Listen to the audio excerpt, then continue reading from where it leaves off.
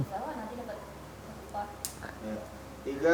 2, 1. Assalamualaikum warahmatullahi wabarakatuh. Kembali lagi dengan saya Kang Nurman untuk menemani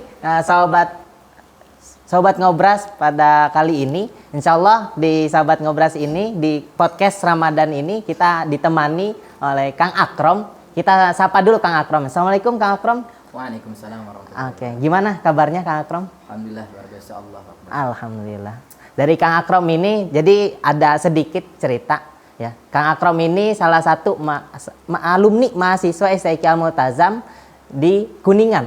Jadi beliau ini adalah alumni yang memang sekaligus sekarang lagi pengabdian seperti itu. Oke, kita bertanya-tanya dulu untuk Kang Akrom. Aktivitas sehari-hari apa aja Kang Akrom?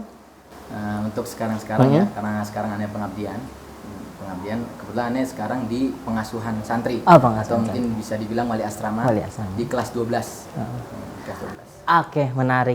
Jadi ketika memang ini untuk tema kali ini kita lanjut, yaitu bagaimana pemuda, masih tetap dari pemuda. Jadi pemuda ini memang banyak dibicarakan di tengah-tengah masyarakat, karena memang pemuda ini identik dengan sebuah positif lebih banyaknya, yaitu bagaimana pemuda ini mempunyai semangat dan mempunyai idealis. Idealis itu berbagai macam yang memang nanti akan dipaparkan ataupun kita ngobrol-ngobrol di Ngobras ini. Oke, saya akan ngobrol dengan Kang Akrom. Bagaimana sih menjadi pemuda yang visioner? Oke, bismillah ya. Mungkin pemuda visioner seperti apa gitu ya. Mentana sendiri pemuda visioner ya. Tapi sebelum itu kita tahu ya, pemuda tuh siapa sih? Oke, pemuda itu adalah umur ya. Kalau kita dari sisi umur itu yang dari akhir balik sampai umur 40. Dia orang yang masih umur 30, 35, 40 masih bisa dibilang pemuda. Justru di umur 40 itu adalah waktu emas. Karena biasa orang tuh waktunya bijak-bijaknya. Nah, kalau disambungkan dengan visioner, pemuda visioner, langsung aja kita satukan ya. Pemuda visioner adalah pemuda yang berpandangan, yang memiliki pandangan dan wawasan yang luas ke depan atau ke masa depan, gitu. Dan memiliki strategi yang tepat untuk melangkah selanjutnya. Jadinya kalau sudah dibilang pemuda visioner itu bisa disebut pemuda yang matang. Nah, kalau kita ambil contohnya, ini ada contohnya di zaman Nabi, di dalam sejarah di zaman Nabi, yang ini adalah Sayyidina Ali.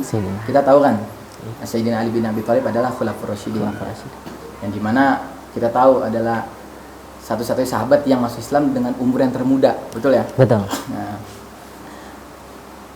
Nah, ketika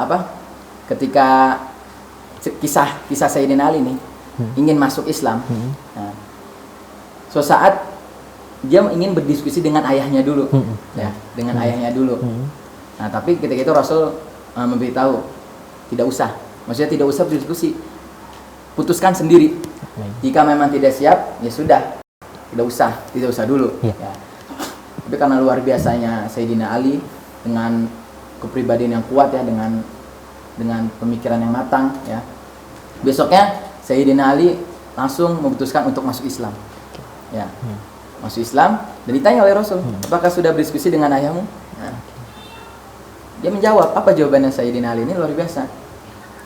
Apakah Allah berdiskusi dengan ayahku dulu ketika ingin membuatku? Tidak kan? Tidak, benar. Nah, sama ketika apakah aku harus berdiskusi dengan ayahku ketika aku ingin menyembah Tuhanku? Nah, inilah menunjukkan bahwa memang Sayyidina Ali ini pemuda yang matang, yang punya kepribadian yang kuat. Itulah pemuda visioner.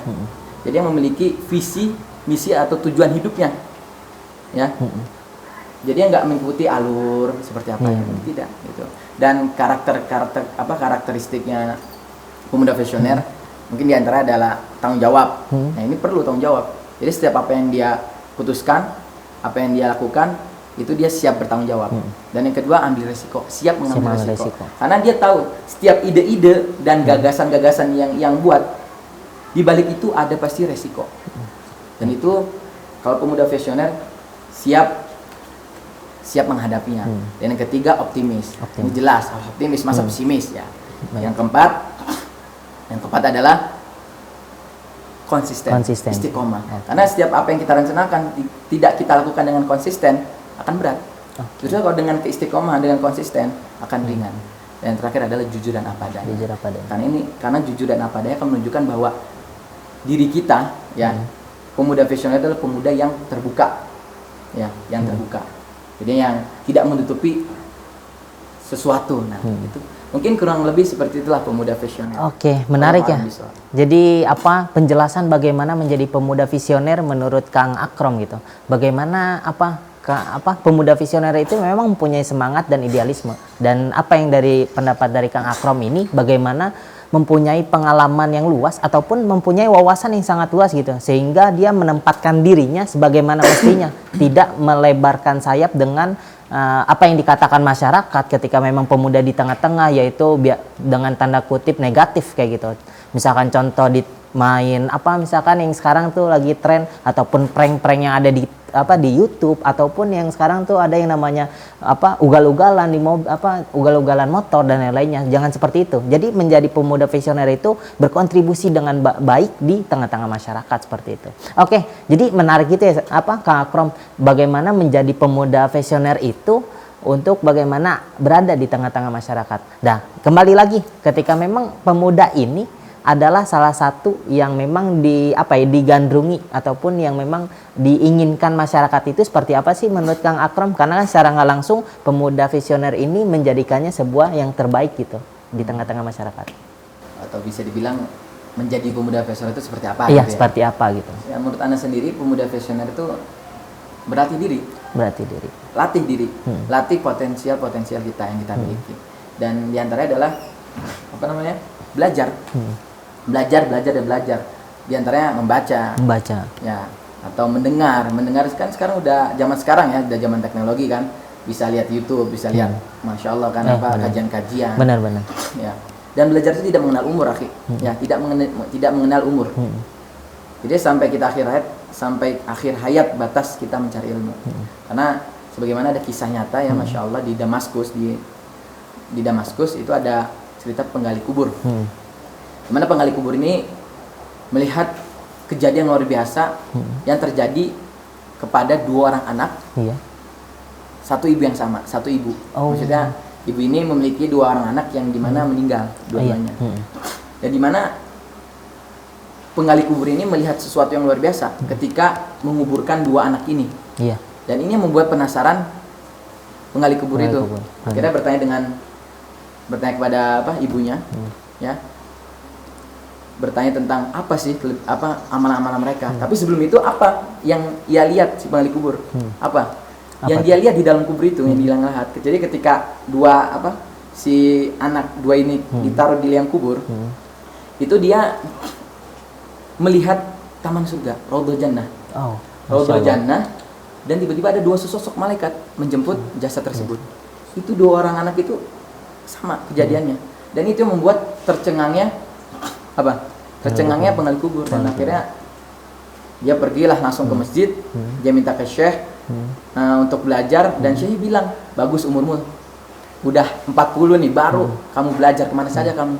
Ya sudah, akhirnya ditanya alasannya kenapa, dia jelaskan yang kejadian sebelumnya. Akhirnya ketika mendengar alasan itu, dia bilang, betul kata syekhnya, carilah ilmu, karena sudah menemukan luar biasa, ya kan, kejadian luar biasa. Itu jadi ya, belajar itu tidak mengenal umur. Dan yang kedua adalah berinteraksi dengan lingkungan yang baik. Itu akan mempengaruhi pemikiran kita sebagai pemuda visioner. Dan juga berinteraksi dengan dengan tokoh-tokoh atau pemimpin-pemimpin yang baik. Ya, kurang lebih seperti Allah alam.